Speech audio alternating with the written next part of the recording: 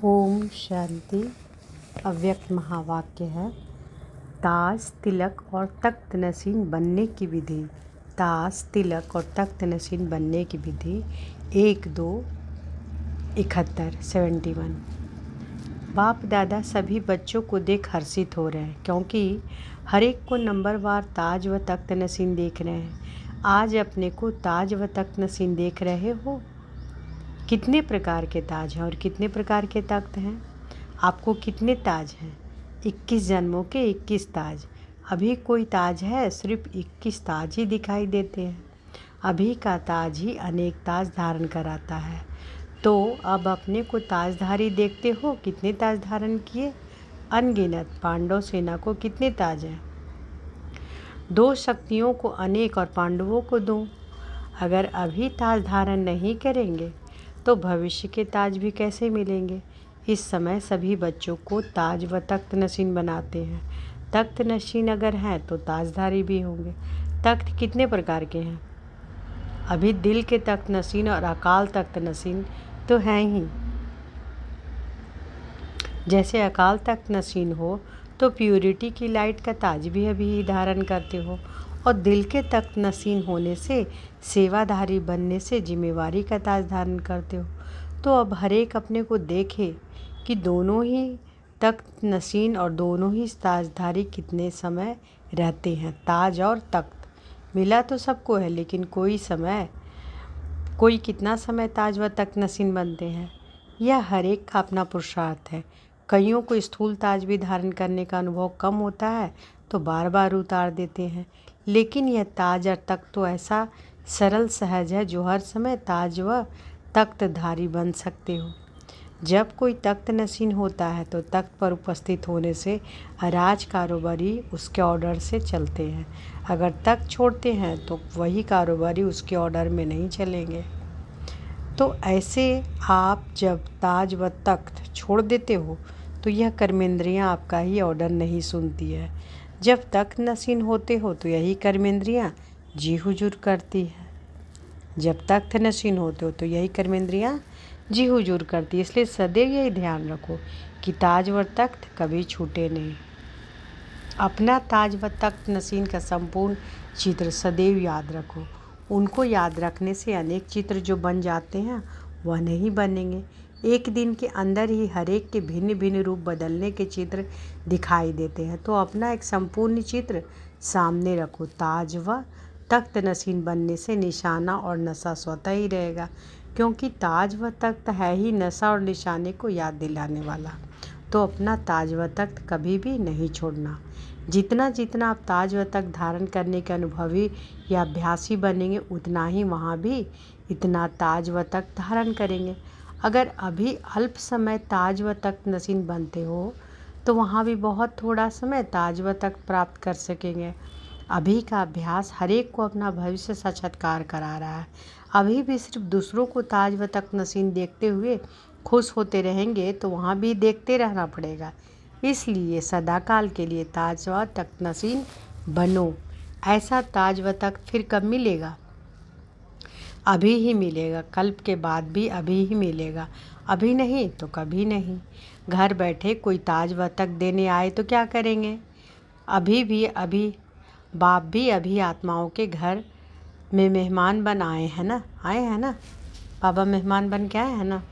घर में बैठे ताज व तख्त की सौगात देने आए हैं। ताज व तख्त को छोड़ कहाँ चले जाते हो मालूम है? माया का कोई निवास स्थान है? आप भी सर्वव्यापी कहते हो तो आप लोगों के सिवाय और सभी जगह है।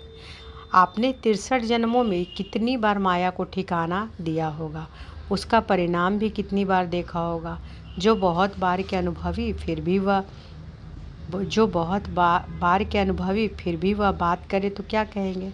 जैसे दिखाते हैं ना, ताज व तख्त छोड़ जंगल में चले जाते हैं, तो यहाँ भी कांटों के जंगल में चले जाते हो। कहाँ तख्त कहाँ कांटों का जंगल, क्या पसंद है? जैसे कोई भक्त व श्रृंगार करने वाले नियम प्रमाण नहा धोआ कर अपने मस्तक पर तिलक जरूर लगाते हैं।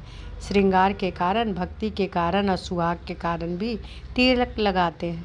तो ऐसे ही अमृत वेले तू अपने को ज्ञान स्नान कराते हो, अपने को ज्ञान से सजाते हो, तो अमृत वेले वैसे यह स्मृति का तिलक देना चाहिए। लेकिन अमृत वेले यह स्मृति का तिलक देना भूल जाते हो। अगर कोई तिलक देते भी हैं तो फिर मिटा भी लेते हो। जैसे कईयों की आदत होती है, बार बार मस्तक को हाथ लगाकर तिलक मिटा देते हैं। अभी तिलक देंगे, अभी अभी मिटा देंगे। ऐसे ही यह भी बात है। कोई को तिलक देना भूल जाता है, कोई देते हैं फिर मिटा देते हैं। तो लगाना और मिटाना दोनों ही काम चलते हैं। तो अमृत वेले का या स्मृति का दिया हुआ तिलक सदैव कायम रखते रहो तो सुहाग श्रृंगार और योगीपन की निशानी सदैव अपने मस्तक से दिखाई देगी। जैसे भक्तों का तिलक देख करके समझते हैं यह भक्त है, इस प्रकार आपकी स्मृति का तिलक इतना स्पष्ट सभी को दिखाई देगा जो झट महसूस करेंगे कि यह योगी तू आत्मा है। तो तिलक ताज और तख्त सभी कायम रखो, तिलक को मिटाओ नहीं। अपने को मास्टर सर्वशक्तिवान कहलाते हो तो मास्टर सर्वशक्तिवान को ताज व तख्त धारण करना भी नहीं आता है क्या? सदैव सिर्फ 2 बातें कर्म करते हुए याद रखो, फिर ऐसी प्रैक्टिस हो जाएगी जो जिसके किसी के मन में आए हुए संकल्प को ऐसे कैच करेंगे जैसे मुख से की हुई सरल रीति से कैच कर सकते हो, वैसे मन के संकल्प को सहज ही कैच करेंगे। तो बाबा क्या कह रहे हैं कि अपने को मास्टर सर्वशक्तिवान कहलाते हो तो मास्टर सर्वशक्तिवान को ताज व तख्त धारण भी नहीं आता है, धारण करना भी नहीं आता है क्या? सदैव सिर्फ 2 बातें कर्म करते हुए याद रखो, फिर ऐसी प्रैक्टिस हो जाएगी जो किसी के मन में आए हुए संकल्प को ऐसे कैच करेंगे जैसे मुख से की हुई बात सरल रीति से कैच कर सकते हो, वैसे मन के संकल्प को सहज ही कैच करेंगे।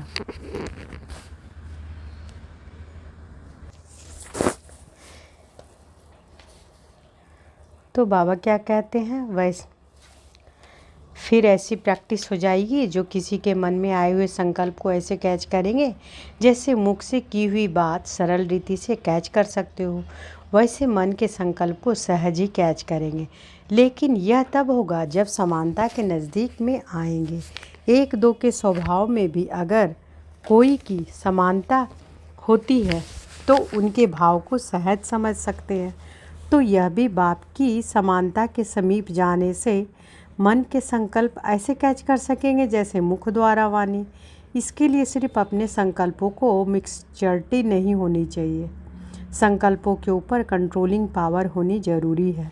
जैसे बाहर के कारोबार कंट्रोल करने की कंट्रोलिंग पावर किसमें कितनी होती है, किसमें कितनी होती है, वैसे ही यह मन के संकल्पों के कारोबार को कंट्रोल करने की कंट्रोलिंग पावर नंबरवार है।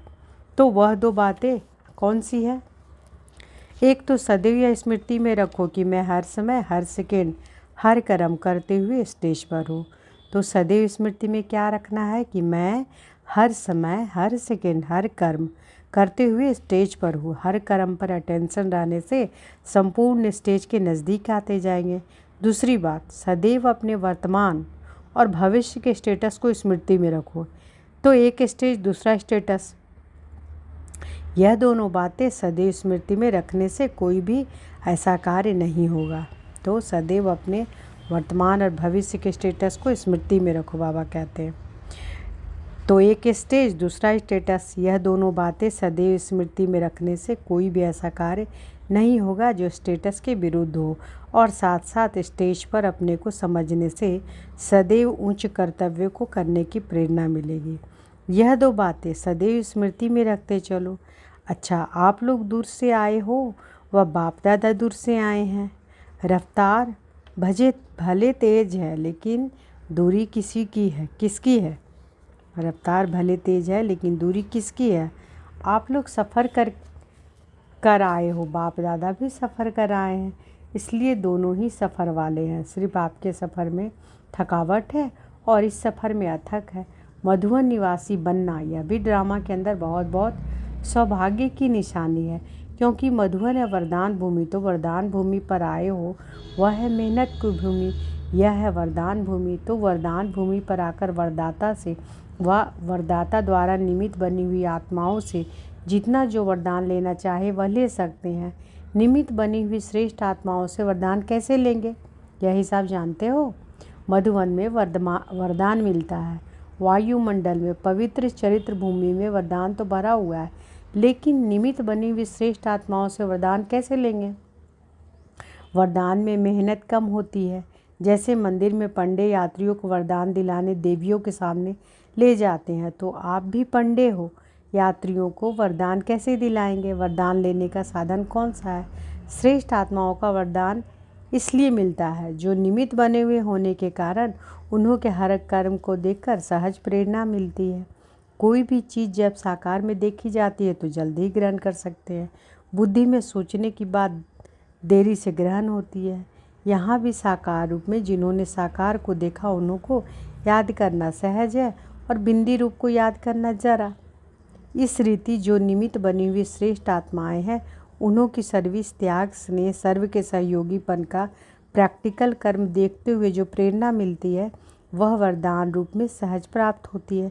तो मधुवन वरदाता की भूमि में आकर हर एक श्रेष्ठ आत्माओं द्वारा सहज कर्मयोगी बनने का वरदान प्राप्त करके ही जाना, क्योंकि आप लोग भी सिर्फ मुश्किल बात यही बताते हो कि कर्म करते हुए स्मृति में रहना मुश्किल है। तो बाबा क्या कह रहे हैं कि आप लोग भी सिर्फ मुश्किल बात यही बताते हो कि कर्म करते हुए स्मृति में रहना मुश्किल है। तो निमित्त बनी हुई आत्माओं को कर्म करते हुए इन गुणों की धारणा में देखते सहज कर्मयोगी बनने की प्रेरणा मिलती है।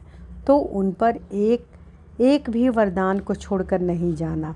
सर्व वरदान प्राप्त करते करते स्वयं भी मास्टर वरदाता बन जाएंगे। अच्छा, ओम शांति।